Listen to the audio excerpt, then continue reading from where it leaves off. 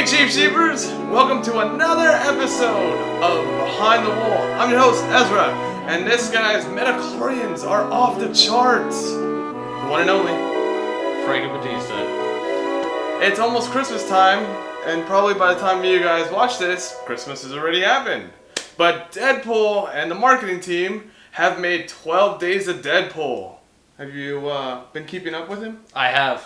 The latest one is his little postcard. It's kind of cute. Was that the latest one? I thought the emojis were. Oh, okay.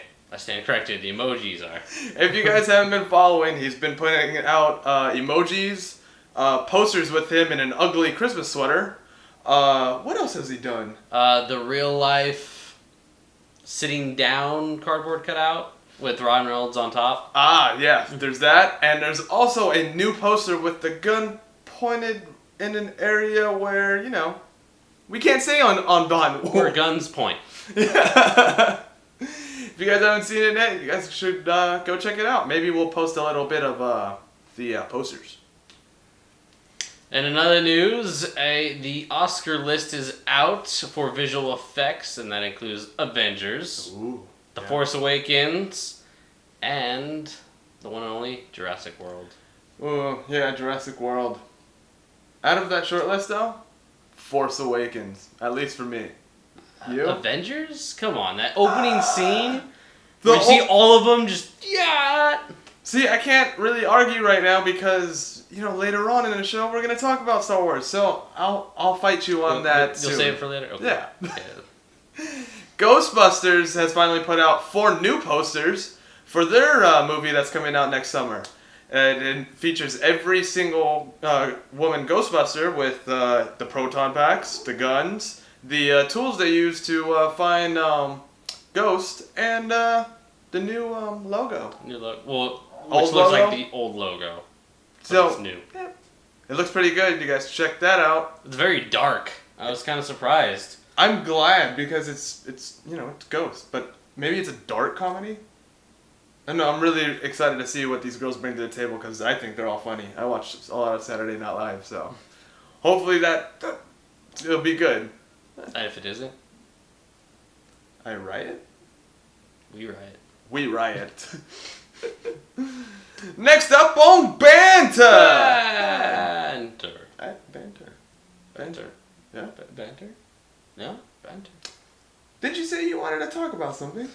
I want to talk about the Russo brothers interview about Civil War. And I might be reading into things just a little bit. Just a little bit. But they talked about the relationship between Black Widow and the one and only Captain. I got many words for Black Widow's relationship with actually almost each and every member. One of those words starts with a W, and it's not wonderful. It is a WH, though. It is a WH. And they said we're going to see that play into Infinity Wars. So me reading into this, I think we're going to see the Captain in Infinity Wars. Oh, spoilers. That might have been a spoiler alert. It might be, but I can only hope at least. That excites me. If you guys aren't familiar with the Civil War comic book, Captain America actually dies on by the hands of Crossbones, which is he's also in this movie. So maybe he doesn't, maybe he does. Maybe Bucky doesn't take over.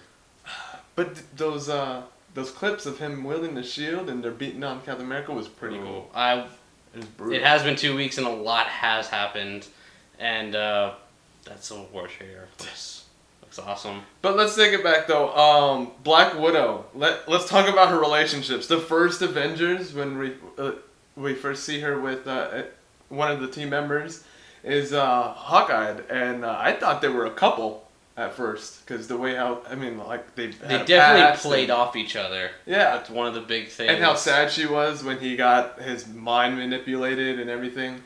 I don't know. That was my thing. I was like, oh, maybe they're together. And then, not First Avenger. I'm sorry.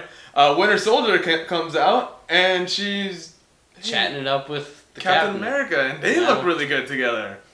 And then, of course, Age of Ultron. Can I play a lullaby for you? Oh, please go ahead. The lullaby. It's time to go to sleep, Hulk. Come on. Her and the Hulk's relationship. Well, they had one. It's weird. Well, the Russo brothers also talked about how they kind of have a brotherly sister thing going, but I don't know. Hold on, with Cap and Black Widow? Yeah, that's what baffled me. So wasn't one of their plans when they were going down the escalator was for him to kiss her so they could stay hidden? Yeah. That's not very brotherly sister-like. No, it's not brotherly. That's weird. That's just weird. It's like some Rocky Horror Picture Show type thing. But you gotta also remember Black Widow, at heart, is an assassin. So she's just playing off everybody? Maybe. Another relationships that they talked about is the Bucky and Captain America relationship and how brotherly they are. And some people took it a little too far. We won't get into that. But Bucky is the person of his past that's still in his present because of that time span of him being frozen and then kept locked away. Look, if you guys are one of the ones that think Cap and the Winter Soldier are more than just bros, you guys are watching the wrong thing.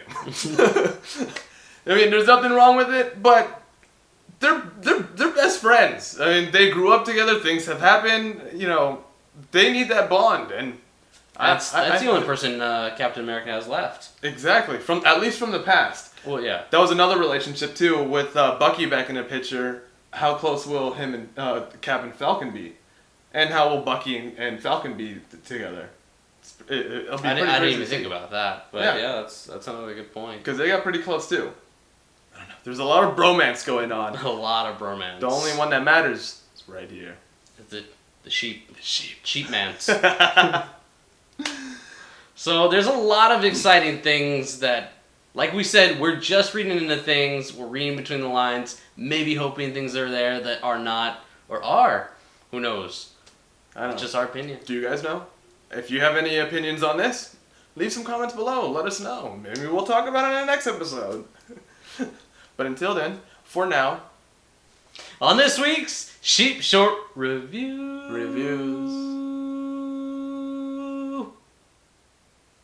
Impressive. Most impressive. I like to sing. We review the movie that was the most anticipated, not just from us, but from everybody for this past year. 5 years. 30 years for some. Star Wars The Force Awakens, and Awakens it has. Awakens it has. It came out last weekend, and well, I don't want to speak for you, but I loved it. That was great. What'd you think? Wasn't amazing, but it was still great.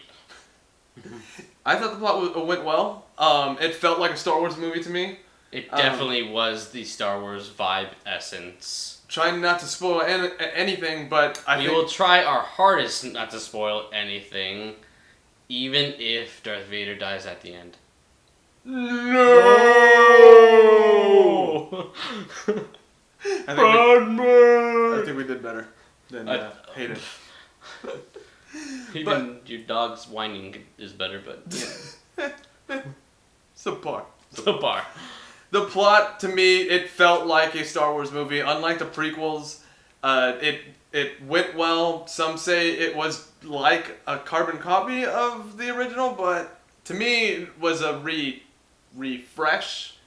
I would go with refresh. Not reboot, but refresh. Because, refresh is a better word just because it had the skeleton, but it didn't have everything else to make it actually one of the originals. The acting was spot on by everyone. Everyone. I can't say anyone did terrible. I just want to say, Daisy, I love you. Stop with your love letters. I'm sorry. Stick to the review. It's Daisy. She's a babe, I'll give you that. She's a great actress, too. Okay, calm down. John Boyega did an amazing job as Finn. Han Solo, without getting too critical, for me at least, did a great job. I wanted him to say, "Where's my family?" at one point, but that's just me. Leia. It's Leia. It's Leia. We'll leave it at that. Chewbacca did an amazing job. Spot on.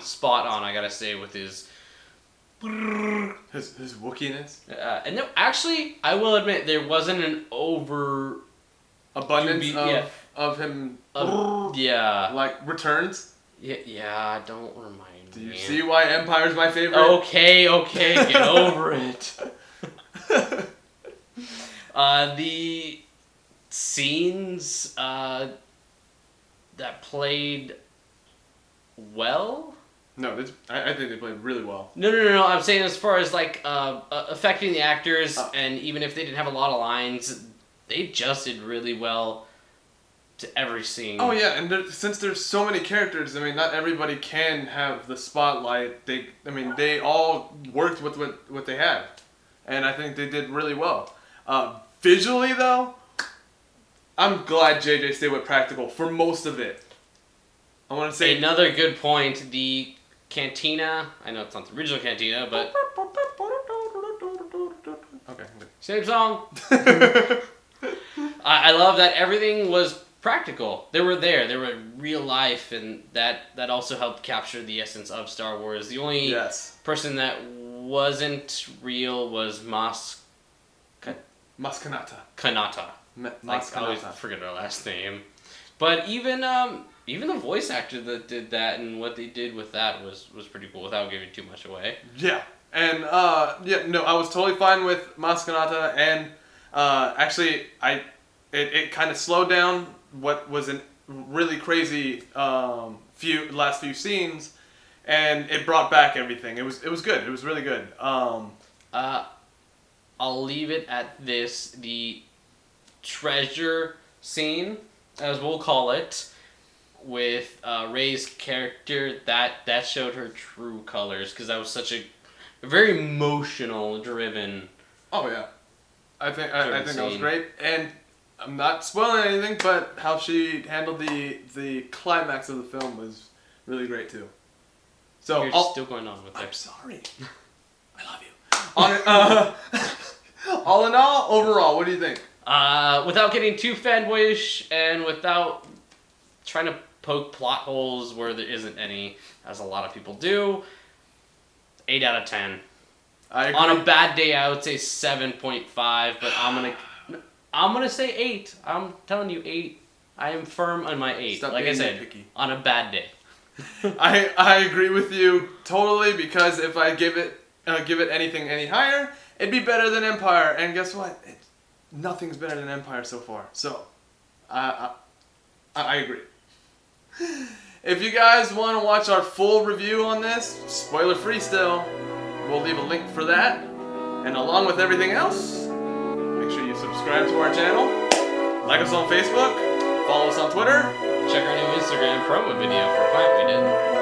You might be interested. It gets you hungry. And I know a lot of filling.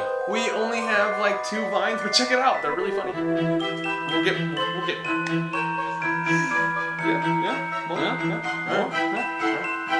More is less. As for all of us, I'm Ezra. I'm Frankie. Keep on sheeping on. Bah. I love you, Daisy.